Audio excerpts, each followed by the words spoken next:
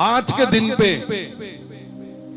पवित्र आत्मा हमें दिया है, वो शक्ति हमें दी है जो सब कुछ कर सकता है हमारे जीवन में। हमने सीखा पवित्र आत्मा पृथ्वी पर है, ये मानते हैं ना हम। हमें पवित्र आत्मा क्यों दिया? ताकि हमारा हर हिस्सा जो कमजोर है वो उस शक्ति से, बल से भर जाए। जो हम जहां पे कमजोर हैं, जहां पे वीक हैं, जहां पे हम उदास हैं, कौन है इस पृथ्वी पे जो हमें शक्ति देने वाला है, हमें मिरेकल करके देने वाला? पवित्र आत्मा है, लेकिन उसकी हदायतें हैं। हमने कितने हफ्तों में सीखा कि जा अपने याजक के पास जा, अपने संत के पास जा, अपने अगुए के पास जा, वो तुम्हें सिखाएगा परमेश्वर के कानून क्या है, परमेश्वर के पास तूने कैसे बनना है, कैसे मसीही जीवन तूने जीना है, ताकि पवित्र आत्मा के साथ जो तेरा तालमेल नहीं है वो तालमेल बने और तू सफल जीवन जी सके। जैसे हदायतें पवित्र आत्मा और हमारे बीच में जो तालमेल नहीं कर पा रहे, मतलब जो पवित्र आत्मा को नहीं पसंद, अगर वो जीवन में हुआ तो फिर पवित्र आत्मा की शक्ति को आप अपने जीवन में नहीं देख पाओ।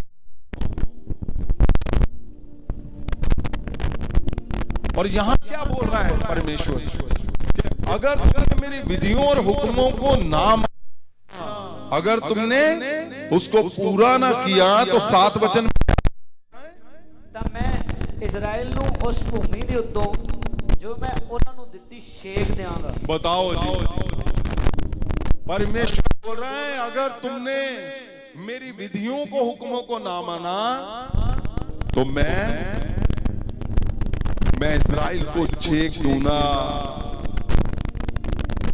और इस जो मैं अपने नाम दे लिए पवित्र कीता, मैं अपनी निगाह तो ला सुटांगा।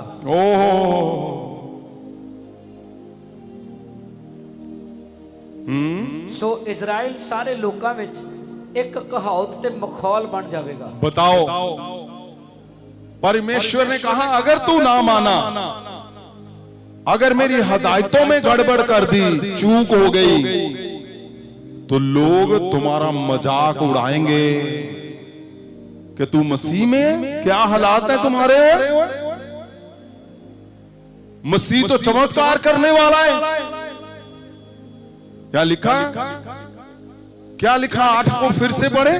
भावे ए भवन अत उच्चा है पर हर लंघन वाला अचरज होएगा। 7 और 8 को दोबारा से पढ़े। वचन 7 ਤਾਂ मैं इजराइल ਨੂੰ उस भूमि ਦੇ ਉੱਤੋਂ जो मैं ਉਹਨਾਂ ਨੂੰ ਦਿੱਤੀ ਛੇਕ ਦਿਆਂਗਾ ਅਤੇ ਇਸ ਭਵਨ ਨੂੰ ਜੋ मैं अपने नाम ਦੇ ਲਈ ਪਵਿੱਤਰ ਕੀਤਾ मैं अपनी निगाह ਤੋਂ ਲਾ ਸੁੱਟਾਂਗਾ।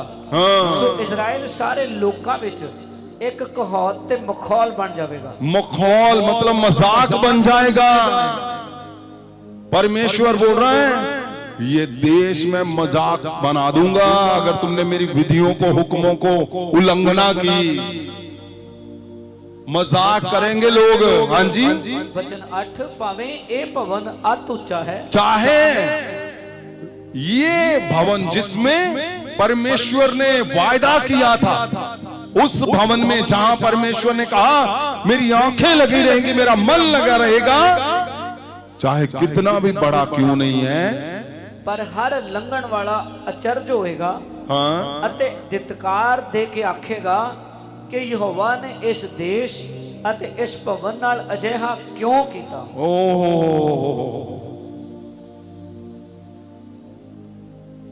अब उसको पता था,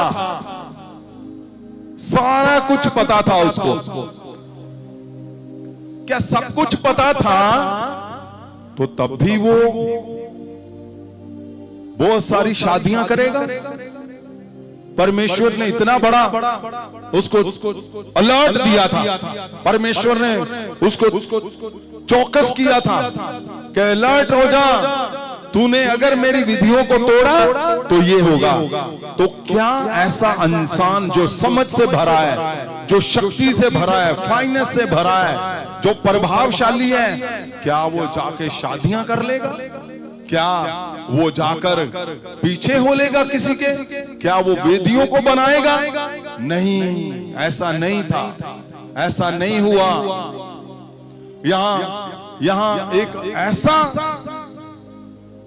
जबरदस्त परमेश्वर के शब्द में, वचन में शब्द लिखा हुआ है, अगर हम ध्यान से पढ़ें तो परमेश्वर ने क्या किया था इजराइलियों के लिए? कोई भी जब राजा बनेगा तो उसके लिए नियम ठहराए थे। इजराइलियों के लिए नियम ठहराए गए थे कि अगर कोई राजा बने तो उसके लिए क्या नियम होंगे। ये तो सुलेमान को सीधा परमेश्वर ने बताया, लेकिन राजा बनने के लिए परमेश्वर ने नियम ठहराए हुए थे।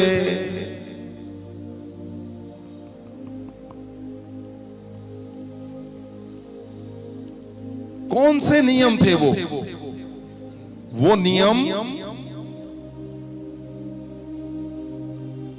कि जब कोई राजा बनेगा तो व्यवस्था विवरण 17, पहले उसका 18, 19 और 20 पढ़े, फिर हम पीछे आएंगे। ਅਜਿਹਾ ਹੋਵੇਗਾ ਕਿ ਜਦੋਂ ਆਪਣੀ ਰਾਜਗੱਦੀ ਉੱਤੇ ਬੈਠੇ ਤਾਂ ਉਹ ਆਪਣੇ ਲਈ ਇਸ ਵਿਵਸਥਾ ਦੀ ਪੁਸਤਕ ਵਿੱਚੋਂ ਜਿਹੜੀ ਲੇਵੀ ਜਾਜਕਾਂ ਦੇ ਕੋਲ ਰਹੇਗੀ ਇੱਕ ਨਕਲ ਆਪਣੇ ਲਈ ਵੀ ਲਿਖ ਲਵੇ। ਕੋਲ ਰਹੇ ਅਤੇ ਆਪਣੇ ਪੂਰੇ ਜੀਵਨ ਵਿੱਚ ਉਸ ਨੂੰ ਪੜ੍ਹੇ। वाह, कोई राजा बनेगा तो व्यवस्था को एक पुस्तक उसने कहा कि अपने पास रखेगा, वो उसको पूरे जीवन में पढ़ेगा। व्यवस्था के अंदर है क्या? राजा बनेगा तो हदायतें क्या है? जिस नाल ਉਹ ਯਹੋਵਾ ਆਪਣੇ ਪਰਮੇਸ਼ਵਰ ਦਾ ਡਰ ਰੱਖਣਾ ਸਿੱਖੇ ਅਤੇ ਇਸ ਵਿਵਸਥਾ ਦੀਆਂ ਸਾਰੀਆਂ ਗੱਲਾਂ ਦੀ ਪਾਲਣਾ ਕਰੇ ਅਤੇ ਇਹਨਾਂ ਵਿਧੀਆਂ ਨੂੰ ਪੂਰਾ ਕਰੇ। ਵਚਨ ਵੀ ਤਾਂ ਜੋ ਉਹ ਮਨ ਵਿੱਚ ਘਮੰਡ ਕਰਕੇ ਆਪਣੇ ਭਰਾਵਾਂ ਨੂੰ अपने तो नीवा ना समझे। ये परमेश्वर ने जो राजा कोई भी बनेगा, इजराइल में कोई भी राजा बनेगा तो परमेश्वर ने नियम ठहराए थे।